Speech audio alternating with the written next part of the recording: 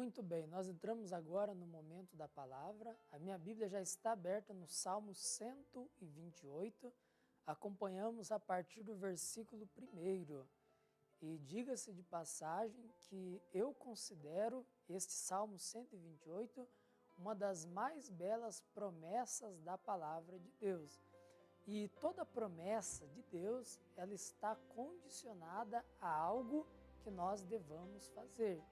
É como se fosse o nosso trato na aliança, a nossa parte e também a parte de Deus que nunca falha. Começamos no versículo 1, em que diz assim: Bem-aventurado aquele que teme ao Senhor e anda nos seus caminhos. Muito bem, aqui diz bem-aventurado, feliz, próspero, bem-sucedido, é aquele ou aquela que teme ao Senhor. Temer a Deus é respeitar a pessoa de Deus, entender a soberania dele, não chegar perante ele de qualquer forma.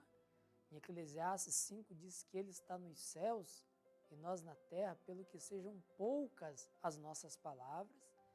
Temer a Deus é você respeitar a palavra dele, a palavra que revela a vontade, o querer, o intento dele. Temer a Deus também é você respeitar os homens de Deus. Caso você esteja congregando em alguma igreja, você está debaixo da autoridade e da liderança eclesiástica que Deus colocou sobre você. Então você deve a elas todo o respeito, todo o carinho, toda a estima. Tudo isso também está relacionado a temer a Deus. Respeitar a pessoa de Deus, respeitar a palavra de Deus, os homens de Deus e as coisas de Deus também. Tudo aquilo que está relacionado ao Senhor é algo sagrado e deve ser tratado com carinho e com respeito. E o que continua dizendo o versículo de número 1? Bem-aventurado aquele que teme ao Senhor e, além de fazer isso, anda nos seus caminhos. O que isso significa? Jesus é o caminho. É verdade, é vida. Lá em João 14,6 está escrito. Mas desde que eu entro por Jesus, que é o caminho, surge-se então caminhos em Cristo que eu devo segui-los. Eu vou lhe dar alguns exemplos. A oração é um hábito, é um caminho que o cristão deve praticar constantemente. A prática do jejum, para esmurrar a carne e se humilhar diante do Senhor, a leitura da palavra de Deus para alimentar o seu espírito. Além disso, você que já conhece a fé, você tem o mandamento de evangelizar, anunciar a palavra de Deus, para que assim como você foi alcançado, você alcance outras pessoas também. Então, em Jesus, nós temos esses caminhos que devemos seguir. O caminho do amor fraternal, demonstrando carinho para com aqueles que estão ao nosso redor, perdoando aqueles que nos agredirem, nos ofenderem. Todos esses são caminhos que nós temos que seguir estando nós em Cristo. Aí diz o versículo de número 2, o que acontece se eu temer a Deus e se eu andar nos seus caminhos? Do versículo 2 em diante já começa a vir aqui uma série de benefícios que alcançarão a vida daqueles que se portarem com temor e andando também nos caminhos do Senhor. O versículo 2 diz, pois comerás do trabalho das tuas mãos, feliz serás e irá bem. Louvado seja Deus! O primeiro benefício aqui para quem teme a Deus e anda nos seus caminhos é que você vai comer do trabalho das suas mãos. Note que diz das suas mãos. Você não vai ficar mendigando algo que venha de outros, de terceiros. Não. É com as suas próprias mãos que você vai trabalhar, que você vai produzir para a sociedade e você vai também prosperar. Vai ver o fruto, vai ver o retorno do seu trabalho. Caso você, amigo e amiga, esteja assistindo e você diz, pastor, eu não estou comendo do trabalho das minhas mãos, eu vivo pedindo emprestado de um vizinho ao outro, parente, pessoas da família, e é uma situação constrangedora. É porque talvez você não esteja temendo ao Senhor em algum aspecto ou andando nos caminhos que Ele tem mostrado para você. É hora de acordar, de tomar uma decisão ainda hoje, falar, eu vou temer o Senhor, eu vou andar nos meus caminhos, porque eu quero essa bênção de comer do trabalho das minhas próprias mãos, daquilo que eu produzo, e eu quero ser feliz. Como diz aqui o versículo 2, feliz serás e tudo irá bem. É o que o Senhor deseja, que você seja feliz, realizado e as coisas fluam bem para a sua vida. Aí diz o versículo de número 3, o segundo benefício diz no verso 3, a tua mulher será como a videira frutífera ao lado da sua casa. Caso você seja casado, a Bíblia diz que a mulher vai ser como a videira frutífera. O que a videira ela produz? Ela produz os cachos de uva. A uva antigamente se colocava no lagar, espremia-se e fazia o suco da uva. Na palavra de Deus, o suco da uva representa a alegria. Então a Bíblia diz aqui que o teu casamento vai ser um motivo de alegria e prazer. Se você teme ao Senhor e se você anda nos seus caminhos, talvez você aí que é casado, você olha para o seu casamento e você diz, é só frustração, desconfiança, de traições, briga, incompatibilidade. Talvez você não esteja temendo ao Senhor e nem andando nos seus caminhos, pois os que assim fazem, a Bíblia diz que o casamento dessa pessoa vai ser um exemplo para essa geração. E diga-se de passagem que a nossa geração está precisando de modelos, de referenciais no âmbito da família, no âmbito do lar. Quem teme ao Senhor e anda nos seus caminhos, o versículo 3 diz, a mulher será como videira frutífera lá da casa, tanto a mulher como também o marido. Se é uma irmã que está me assistindo, se é uma amiga que está me assistindo, o teu casamento vai ser motivo de alegria. Eu me lembro aqui que em João 2, o primeiro milagre de Jesus foi na festa de casamento, ocasião essa em que tinha acabado ali o vinho e as pessoas já estavam preocupadas, o casal iria passar vergonha por faltar algo na festa, mas Jesus realizou um milagre para acabar com a vergonha daquela família que estava se iniciando. Jesus quer também acabar com a vergonha do seu casamento, fazer com que você, homem e mulher, esteja em uma aliança perpétua com a bênção dele em o nome de Jesus. Aí continua dizendo o verso 3, os teus filhos serão como plantas de oliveira à roda da tua mesa. O que a oliveira produz? Bom, a oliveira produz o azeite. Azeite na palavra de Deus representa unção. Então a promessa aqui diz que os filhos, eles serão como planta de oliveira, eles serão cheios da unção de Deus. Ô pai, ô mãe, amigo e amiga que está nos assistindo, os seus filhos têm dado dor de cabeça, têm sido motivos de vergonha para você? O diretor lá, a diretora da escola, sempre lhe procura para chamar a atenção, para dizer que na escola há um mau comportamento? Não, não aceite isso.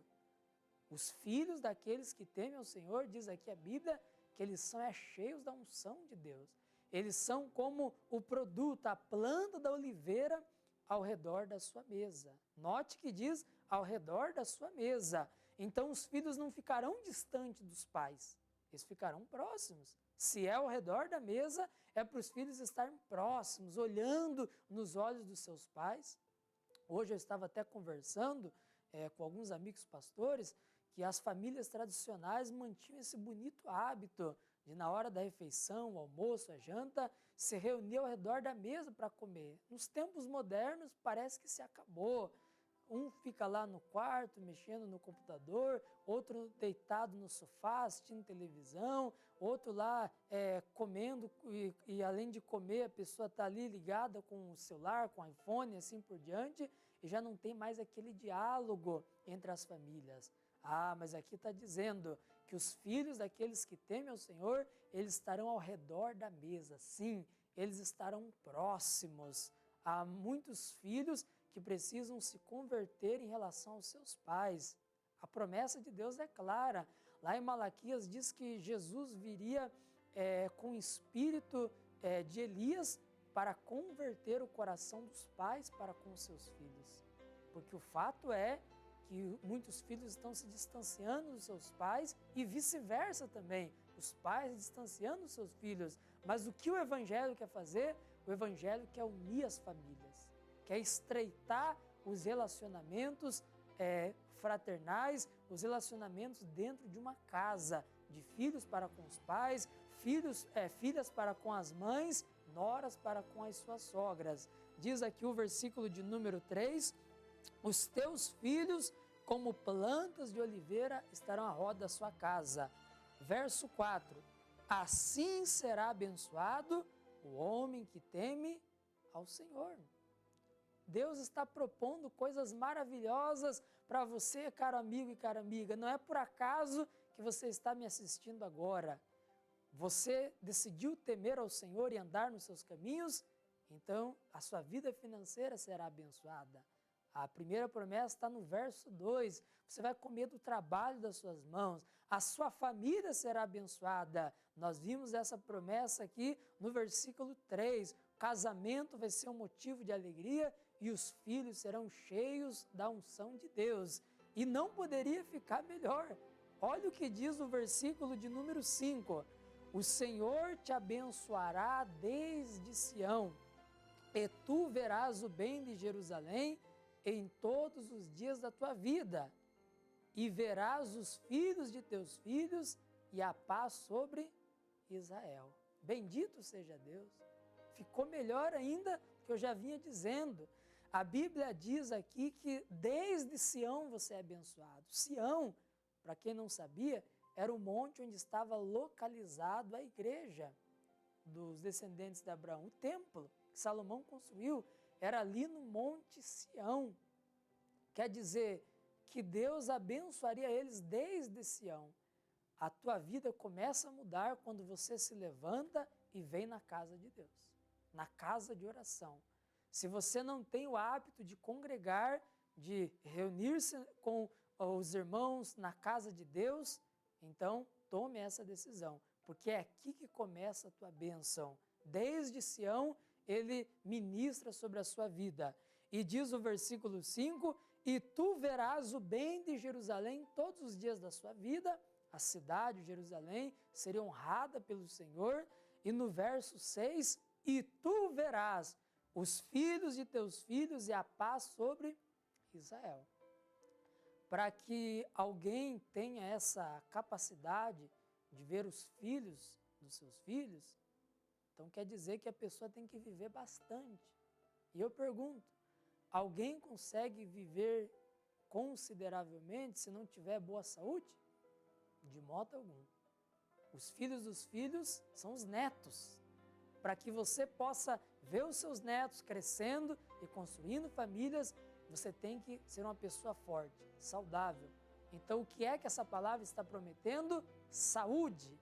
O Senhor promete saúde, vitalidade, energia para aqueles que o temem e andam nos seus caminhos. É por isso que logo no início eu já disse que esse é um dos mais belos salmos das Escrituras Sagradas. Nós vimos aqui que a vida financeira é abençoada, o casamento e família são abençoados e a saúde. Se você tiver essas 3 áreas da sua vida realizadas, você precisa de mais alguma coisa? Você é bem-sucedido financeiramente, a família está ali sendo motivo de alegria, os filhos cheios da unção, um casamento abençoadíssimo, exemplar, e você tendo saúde?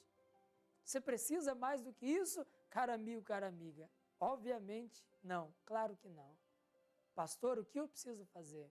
Decida hoje temer a Deus e andar nos seus caminhos. Não é difícil.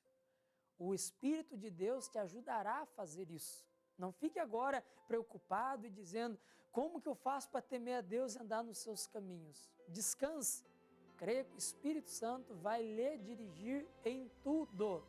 O Senhor não pediria para nós algo que Ele não desse as condições de nós fazermos, de nós executarmos. Se Ele pede temor e pede que você ande nos seus caminhos, Ele dará toda a capacidade para executar tais coisas. Eu queria agora orar com todos para que essa promessa maravilhosa alcançasse você e sua casa. Pai querido, Pai amado, muito obrigado por esse momento de meditação e é quase como se estivesse conversando com essas pessoas. Estamos separados geograficamente. Mas eu me senti na casa dessa pessoa, em um aconselhamento, como se eu estivesse conversando a Deus, face a face, olho no olho, como um servo de Deus e aconselhando essa pessoa a ter uma vida completa, realizada, saciada em todos os aspectos. Que recado maravilhoso! O que nós precisamos é isso, é temer ao Senhor, respeitar a sua pessoa, a sua palavra, os homens de Deus, as autoridades espirituais, fazendo isso e andando nos seus caminhos, bênçãos e mais bênçãos nos alcançarão. Jesus é o caminho, nós decidimos entrar por Ele, andar nele, e mesmo estando no caminho, surgem-se outros caminhos, ó Pai. O caminho da oração, da santidade, o caminho do jejum, da consagração pessoal, da leitura da palavra, do evangelismo. Em Cristo, nós seguimos esses caminhos também. E dessa forma, somos realizados nas finanças, na família e também na saúde. Eu oro para que se cumpram as promessas dessa palavra na vida do teu povo. E eu bloqueio todo o atrapalho do maligno que impede essa pessoa de se sujeitar e estar debaixo dessas bênçãos prescritas aqui no Salmo 128. Eu abençoo todos os telespectadores e isso para a tua glória, em nome do Pai, do Filho e do Santo Espírito de Deus. Amém e graças a Deus.